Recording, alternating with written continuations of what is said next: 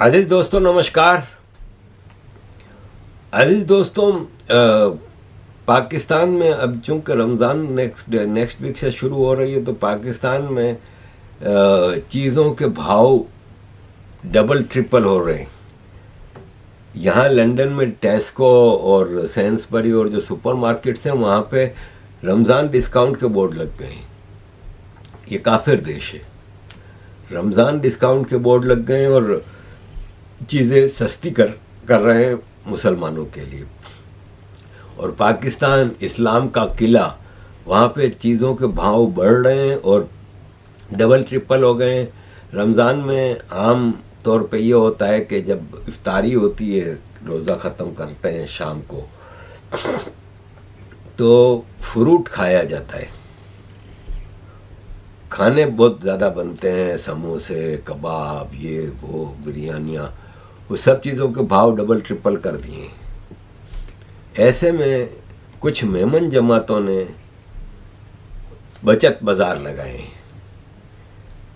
मेमनों का क्या है कि जब भारत से हिजरत करके पाकिस्तान गए थे 1947 में, तो गुजरात के जो जूनागढ़ डिस्ट्रिक्ट से मुख्तलिफ शहरों से गए थे, जो वो उसी शहर की एक जमात बना ली थी उन्होंने, और उस जमात के अंडर यूनाइटेड रहे। जैसे मेरी माँ बाटवा में पैदा हुई थी। बाटवा आज भी 20,000 का एक शहर है। उस ज़माने में जूनागढ़ रियासत का एक ट्रेडिंग हब होता था और बहुत सारे मेमन थे। शायद पाकिस्तान में सबसे ज़्यादा बाटवा वाले मेमन हैं। तो बाटवा जमात अपनी, और सारे बाटवा वाले जो थे वो उससे अटैच थे। मेरे फादर आजक के थे, लेकिन आजक में सिर्फ 2 मेमन घर थे। तो 2 मेमन घर के ऊपर कौन सी जमात बनती? तो एक कराची के कागजी बाज़ार में रज़ाक कॉफ़ी हाउस वाले थे, वो थे, और एक हमारा ख़ानदान था।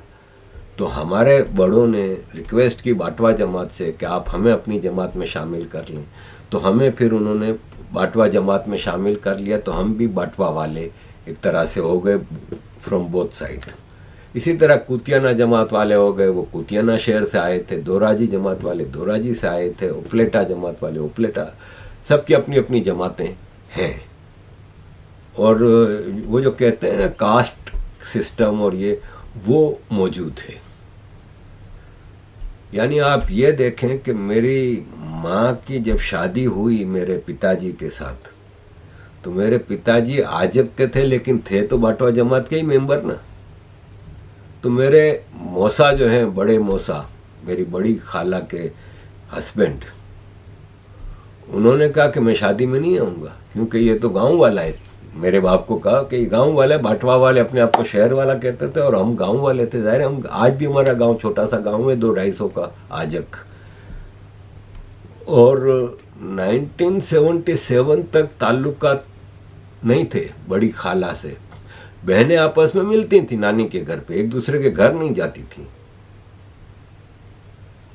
नानी के घर हर वीक छुट्टी वाले दिन सारी बहनें, 7 बहनें थीं, ये मेरी माँ और उनकी 6 बहनें, हर वीक की छुट्टी वाले दिन वहाँ पे मेरी नानी के यहाँ उनकी मीटिंग होती थी, बैठते थे ये लोग, तो वहाँ मुलाकात होती थी। फिर सऊदी अरब से जब हम 1977 में फैमिली ने पाकिस्तान माइग्रेट किया और फादर उधर ही रह गए, तो फिर मेरी उसी मौसा ने अपने बेटे के लिए रिश्ता भेजा मेरी बहन के लिए, और तब वो ताल्लुकात बहाल हुए और वो मौसा फिर हमारे घर आए। इस हद तक कास्ट सिस्टम है। अब तो खैर बहुत ज़्यादा बाहर भी शादियां होने लगी हैं, इवन मेमनों से बाहर। वरना एक ज़माना था कि बाटवा वाला दूसरी मेमन कौम से भी शादी नहीं करता था। ये मैंने आपको उदाहरण दे दिया। मेरी जब शादी हुई 99 में, तो मेरी माँ ने कहा कि वो पहले शादी के लिए परमिशन लेनी होगी बाटवा जमात से। मैं यूरोपियन माइंडसेट पूरा भूल चुका था, अपना हिसाब किताब। मैंने कहा जमात से क्यों इजाज़त लेनी है? बोला नहीं, जमात से लेनी है। वो जमात की इजाज़त के बगैर वो फिर शादी रिकॉग्नाइज नहीं होती जमात में। तो मैंने कहा इसका हमें क्या करना है? बोले नहीं, ज़रूरी है, तुम होशियारी नहीं कर। मैं कहा अच्छा ठीक है। बोला तुम्हारी मेंबरशिप पहले जमात की करानी पड़ेगी। मैं तो कभी मेंबर बना ही नहीं ना। अब एडल्ट होने के बाद मैं पाकिस्तान में 20 साल की उम्र से तो पाकिस्तान छोड़ दिया था।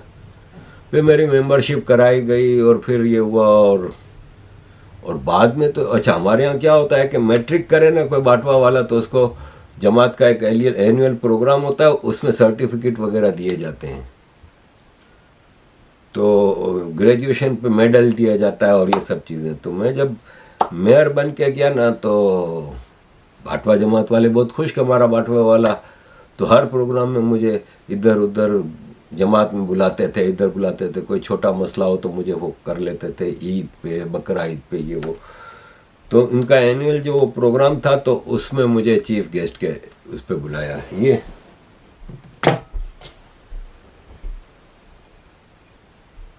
उसमें मुझे चीफ गेस्ट की हैसियत से बुलाया।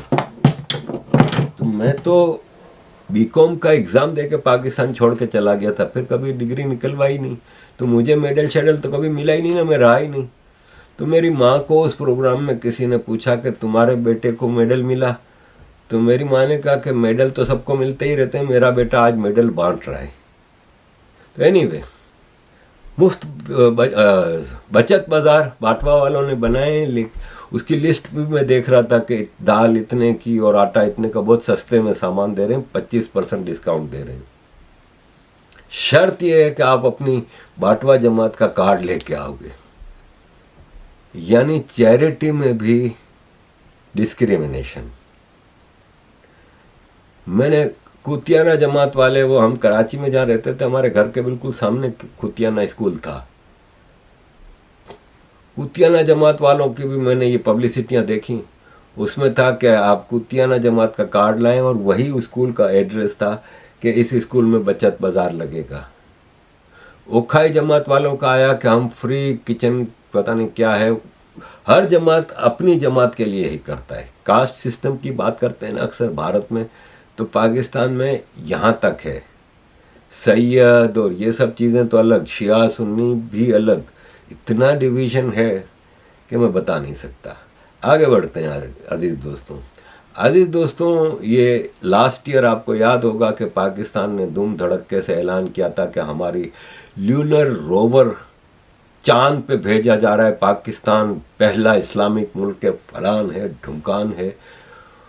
और हुआ ये कि ये वाली जो डब्बा गाड़ी है, ये चाइना के रॉकेट में कोने में डाल दी थी कि यार हमारी भी नाक कट जाएगी, रख दो यार प्लीज़।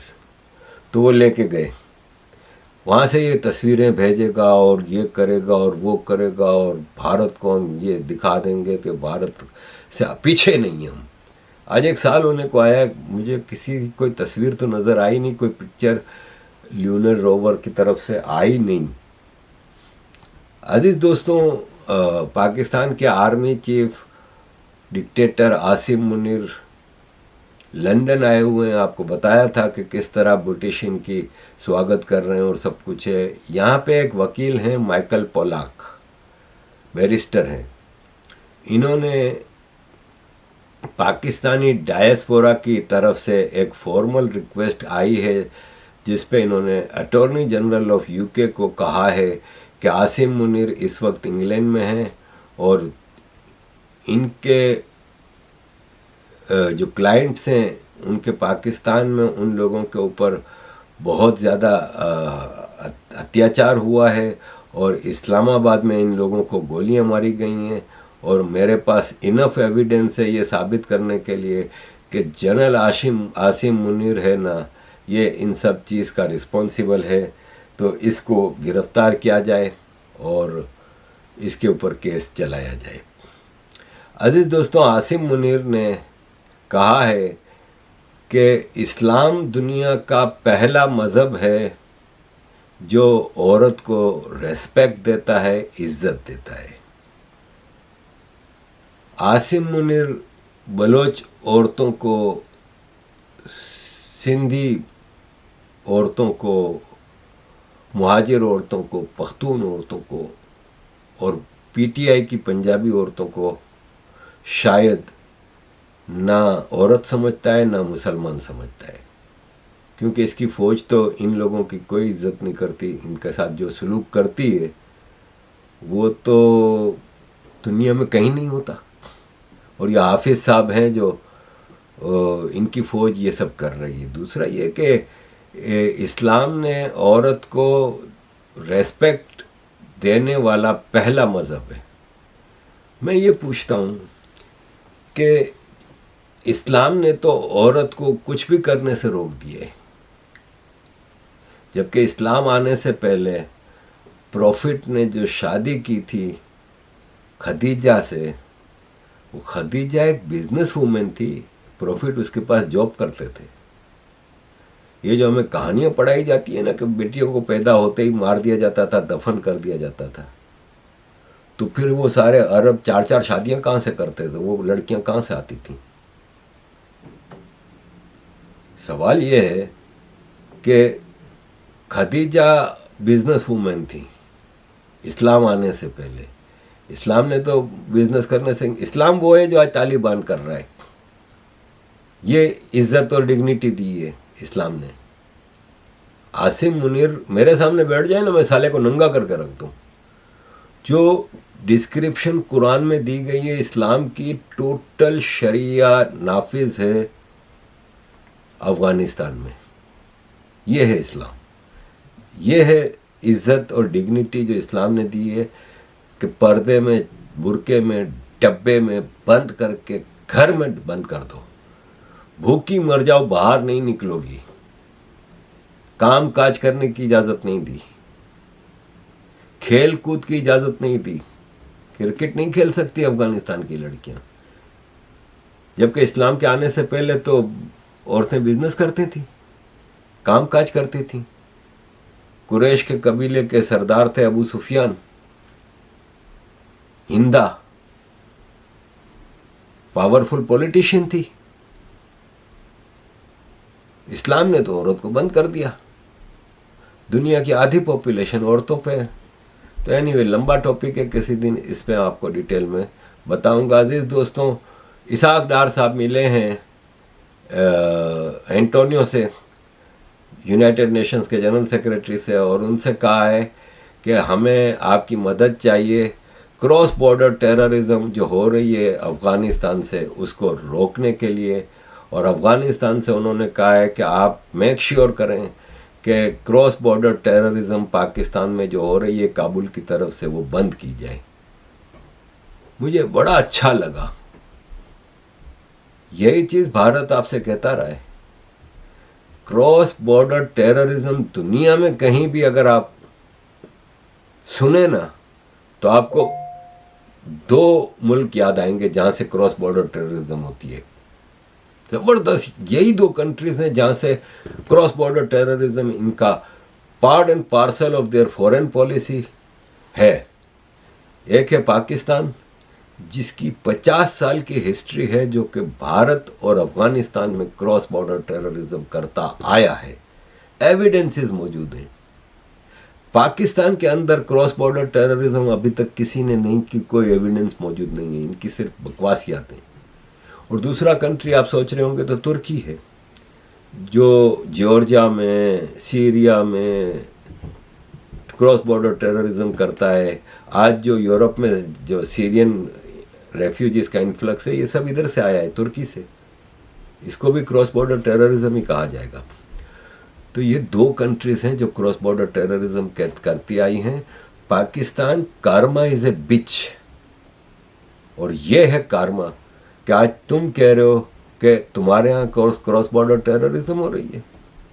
अभी तो कुछ नहीं हुआ, अभी तो बहुत कुछ होना बाकी है।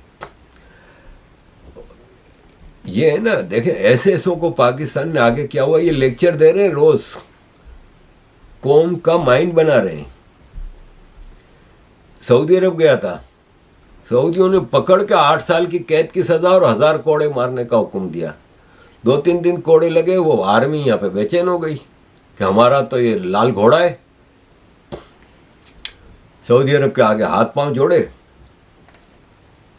और इसको छुड़वाया गया नवाज शरीफ के दौर में।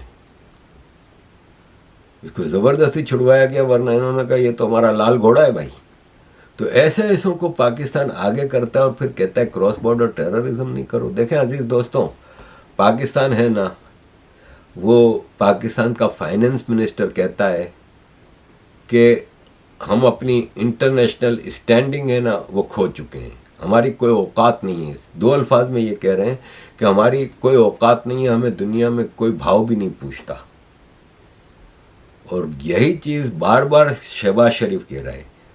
परसों फिर इसने कहा कि मैं जब भी किसी दूसरे देश में जाता हूँ तो उसका रूलर जो होता है, प्रेसिडेंट, प्राइम मिनिस्टर या अमीर या बादशाह, वो मुझे ऐसी नज़रों से देखता है जैसे कह रहा हो कि देख फिर मांगने आ गया।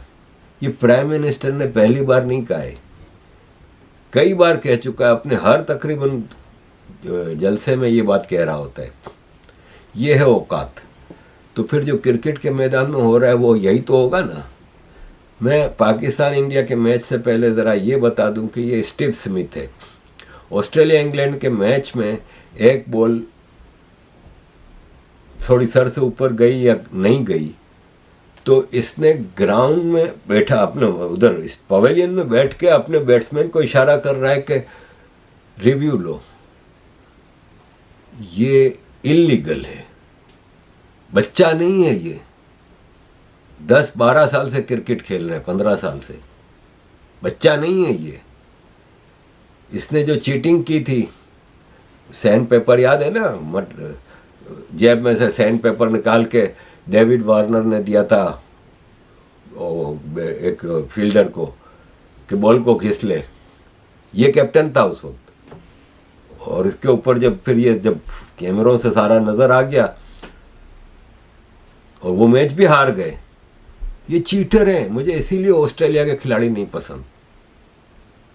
मैं हमेशा कहता हूं, एक तो ये ग्राउंड में हर तरह से चीटिंग करेंगे। याद होगा Greg Chappell, under arm, last ball पे 6 रन चाहिए थे न्यूजीलैंड को, तो अपने भाई, इसका भाई ट्रेवर चैपल बॉलिंग कर रहा था, उसको कहते हैं अंडर आर्म फेंक दे, जमीन पे लुढ़का दे बॉल, क्योंकि उस वक्त तक अंडर आर्म इलीगल नहीं थी, लेकिन कोई कराता नहीं था। चीटर हैं, स्लेजिंग करते हैं। मुरलीधरन से डरते थे। मुरलीधरन जब भी इंडिया ऑस्ट्रेलिया जाता था तो इसके खिलाफ अखबारों में, इवन इनका प्राइम मिनिस्टर। कोई स्टैंडर्ड होना चाहिए आपका। आप बेशक एक क्वालिटी टीम हो, नो डाउट अबाउट इट, लेकिन कोई स्टैंडर्ड जेंटलमैन क्रिकेट, साला तुम लोग जेंटलमैन कब से हो गए? तो इसलिए I don't like them at all.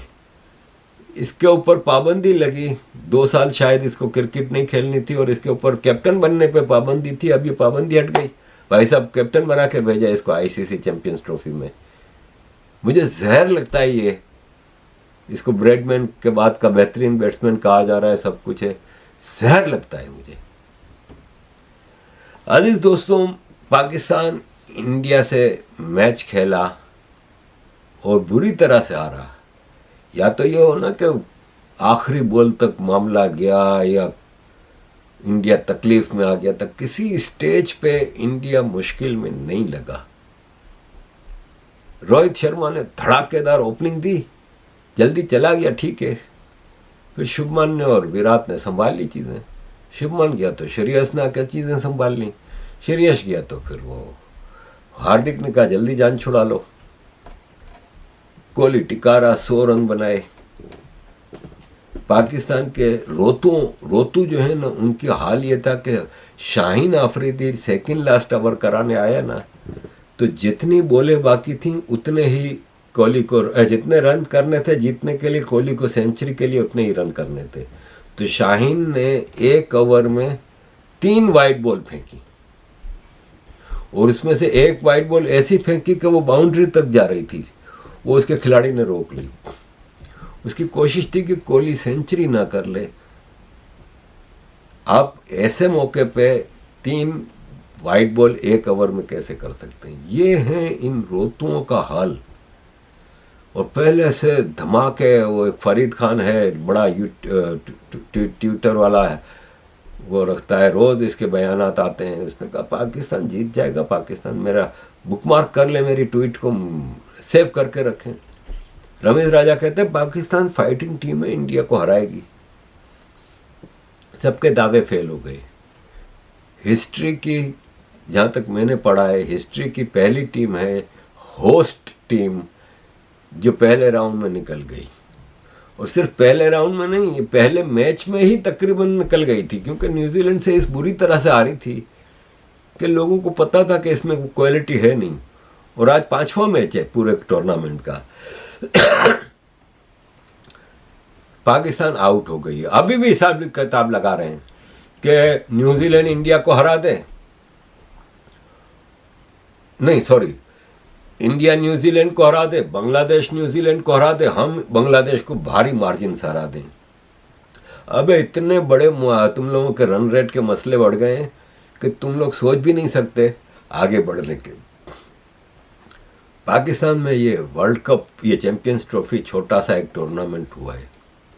आप देखें, कभी पाकिस्तान का नाम उसकी जर्सी पे नहीं आया, कभी इंडिया का झंडा इधर नहीं आया, कभी ऑस्ट्रेलिया इंग्लैंड के मैच में इंडिया का जन गण मन चला दिया। रोज नए ड्रामे हो रहे हैं। हिस्ट्री की पहली होस्ट टीम है जो अपना मैच खेलने के लिए पाकिस्तान से बाहर जा रही है, होस्ट टीम। ऐसा कब कराने की आईसीसी को क्या कयामत आई हुई थी? कौन सा ऐसा कैश पॉट है? इससे तो अच्छा दुबई में मैच होता, हर ग्राउंड भरा पड़ा रहता। माइकल वॉन कहता है कि पाकिस्तान में 27 साल बाद कोई इंटरनेशनल इवेंट हो रहा है, स्टेडियम खाली पड़ा है। रमीज राजा कह रहा था, कराची वालों कहाँ मर गए हो, खाली पड़ा है स्टेडियम। इससे अच्छा तो दुबई में टूर्नामेंट होता तो पैसों के हिसाब से भी आईसीसी को फायदा होता। ऐसी क्या ब्लैकमेलिंग है? पाकिस्तान को तो डिस्कार्ड करना चाहिए। इतने खौफ के माहौल में वहां पे क्रिकेट खेलते हैं बच्चे। अजीज दोस्तों, thank you very much for all your support. अजीज दोस्तों, आपकी सपोर्ट की बहुत ज़रूरत है। Kindly keep supporting. Thank you.